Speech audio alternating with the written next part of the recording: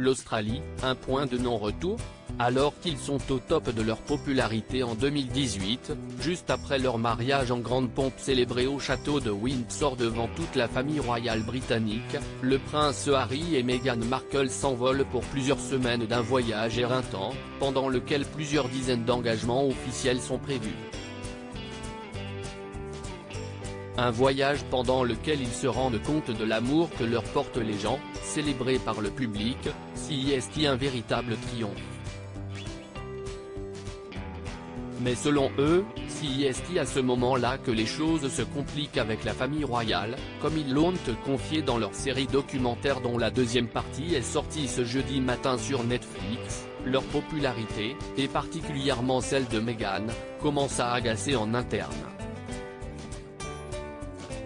Le problème, si est que quand quelqu'un censé occuper un second rôle se marie aussi et vole la vedette, ou fait mieux le job que celui qui est né pour le faire, ça contrarie les gens, ça bouscule l'équilibre, accuse d'ailleurs le prince Harry, dans une attaque à peine voilée à son frère, le prince William, et à sa belle-sœur, Kate Middleton qui était jugée, à l'époque, plus fermée et coincée que le duc et la duchesse de Sussex.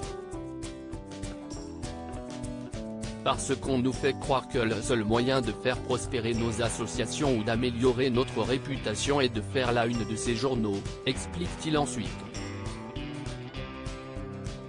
Mais ce sont les médias qui choisissent qui mettre à la une. Et cette situation, selon le fils du roi Charles, a fini par créer des tensions et un réel sentiment de culpabilité chez sa femme. Des jalousies exacerbées. Si est-il la première fois qu'il y a eu un réel déclic pour elle, raconte-t-il. Avec Meghan on avait passé la nuit à Buckingham, après un événement où tous les membres seniors de la famille et la reine avaient assisté. Le lendemain matin, on avait préparé un petit déjeuner pour nous. Et à la une du Télégraphe, Meghan.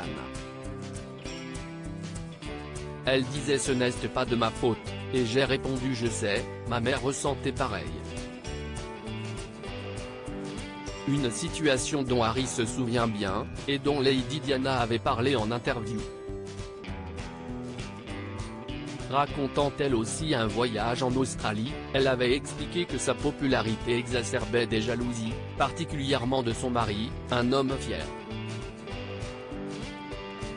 Une attaque directe envers son père, cette fois, qui ne devrait pas plaire particulièrement au nouveau roi, déjà très frileux dans ses relations avec son fils. Alors, selon le couple, la solution a été trouvée pour les rabaisser et redorer l'image de Kate et William un peu en berne, on a tout fait pour les mettre dans une boîte ou de les rendre inutiles, explique un expert, présent dans le documentaire. Et les médias, tant détestés du prince Harry, n'y ont pas été étrangers.